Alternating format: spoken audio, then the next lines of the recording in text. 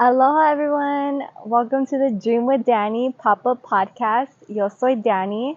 I'll be popping up throughout the island of Oahu and the other islands of Hawaii and across the world. Putting it out there, universe.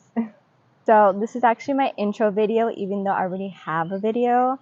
I'm working on my small talk and being vulnerable. I'm an introvert, believe it or not, and I read this article that says small talk drains introverts, and I think that's so true. I tend to be one that goes just right into the deep stuff in the deep end. But I was thinking that a lot of people don't know me at all, or they think they know me, or they just know the basics of me, and you're probably wondering, well, why should I hear what she has to say? What does she even have to say? And why should I read anything she writes? So I will be sharing my story, which is basically all the topics that I'll be discussing. I've lived these topics, I've researched these topics, I've gotten degrees in these topics.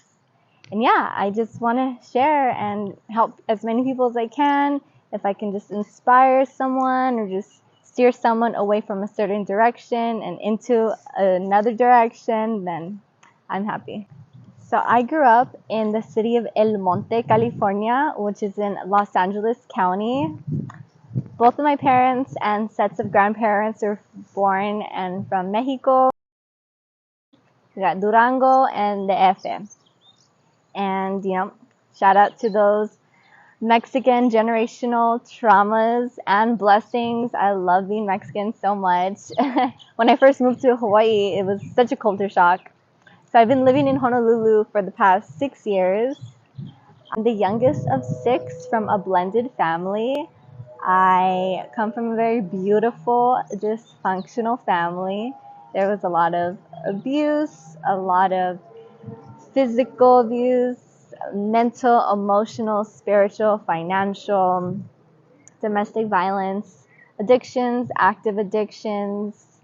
It's been running in my family for generations. And I've seen also sobriety, but the difference between sobriety and recovery. And let's see what else. Oh, I also grew up in a very religious Christian household. So I know what it's like to be lukewarm, not really in the church, but just going, and also very involved in the church. Despite everything that was going on at home, I always set my eye on the bigger picture. I always knew that I wanted to leave my hometown and pursue a higher education. I didn't know where I was going to go, but I just knew I was going to go somewhere far away. So I just stayed really involved in school, got good grades, extracurriculars, and just I like to be out with my friends. But high school had all these emotional internal issues still, but I still focused on school and leaving, and that's why I ended up here.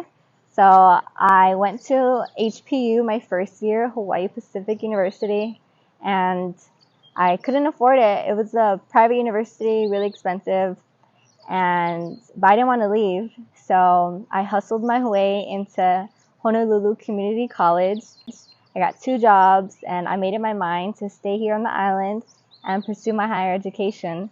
And I worked, and I went to school, and I transferred to UH Manoa, and that's where I got my degree in sociology and psychology.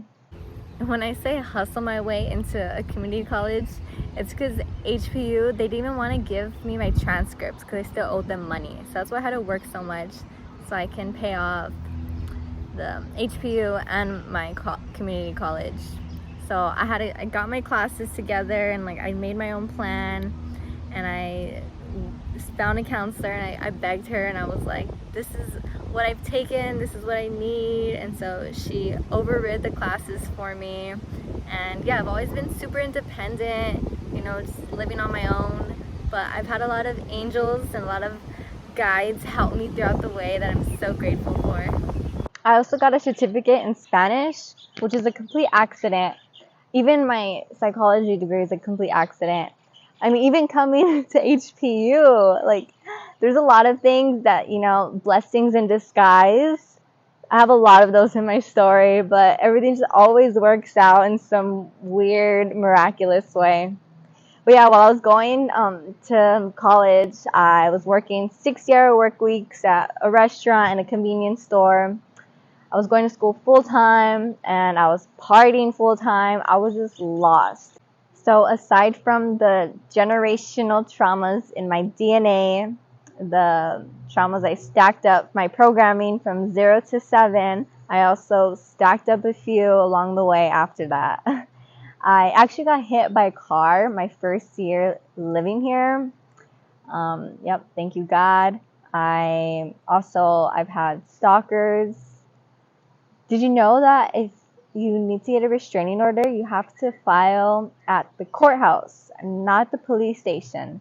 I remember going on the bus to the police station and they're like, you have to go to the courthouse. And I'm like, okay. I've had my own experiences with sexual assault. I've been roofied before. So this next part, as I was preparing for it, I was getting emotional. But then some insect pooped on my bag, and I just took that as like my angelitos are here. So yeah, I have grieved a lot. I have lost a lot of things and a lot of people in my life, those who mean the world to me. Since a young age, I've lost people due to diabetes, to cancer, addiction to substances, just tragic events. I've lost people of all ages, from elderly to middle age to super young to babies, and I've even lost my own babies. I'm also in a twin flame dynamic. It's the wildest journey ever, but it's ultimately what led to my awakening, so it's the best and I love it so much. I love every trigger. I love just everything about it. I'm healing from codependency and an anxious attachment style. I've had experiences with healthy and unhealthy relationships, coworkers, family, friends, intimate relationships. But throughout all these traumatic events, I've also had amazing opportunities. I've worked in a women's prison. I've interned in the governor's office. I was in a pageant. I helped so many keiki and kupuna in the community. I've gotten blessed to be able to travel to different places around the world. I've gone skydiving, scuba diving, snorkeling in the Great Barrier Reef, zip lining. But yeah, just like all of us in 2020, I was stuck with my thoughts, stuck in my pool of tears. I was binge watching Gossip Girl. I was feeling really shameful. I couldn't stop replaying past events in my head. I was really missing my twin flame. But then I was just questioning everything. I was questioning myself. I was like, why do I do the things I do? Why do I think the things I think? And why do I feel the way I feel? And then I came across a book online, You Can Heal Your Life by Louise L. Hay. I love that book so much. And that's when it really hit me. That's when I first read that we are not our thoughts. And we're not everything that's happened to us. And I was just like, wow.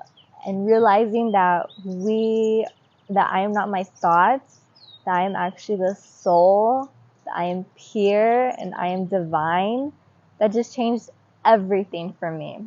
And so after that, I did a 3-day water fast. And ever since then, I've been vegan. I've been working out consistently. It's just my lifestyle now. And I just dove into self-reflection. Like, I love to research. I research everything. And so I was just figuring out just everything about myself and just why do I operate the way I do. And, all this inner child healing came up, all the traumas, everything that was just repressed and everything that I didn't forgive, everybody that I didn't forgive. And through it all, just forgiving myself. And it's been a journey. I've been just healing, recovering, living, loving since then. This journey is a daily battle.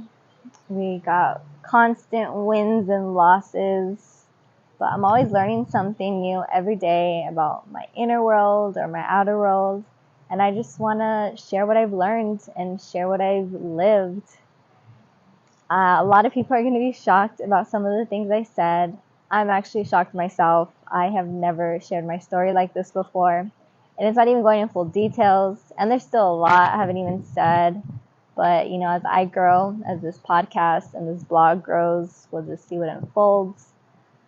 Like I said, I just ultimately want to help as many people as I can and just give people something to relate to. I'm grateful for all my experiences because they make me be able to relate to a lot of people. And I love that feeling. I know how it feels when you just hear someone and you can relate. You feel validated and seen and heard. And as humans, it's all we want, to be seen and heard. And yeah, I'm not ashamed of my story. It's my story. It's just my earthly experience. It's what's gotten me to be where I'm at right now and to who I am today. And I'm proud of myself, and I want all of you to be proud of yourselves as well. And just join me on this journey if any of these topics sound interesting to you, or you just want to listen to the chisme, just whatever you take from it. Like, I'm here for it. Talk to you later. Gracias. Mahalo. Te amo.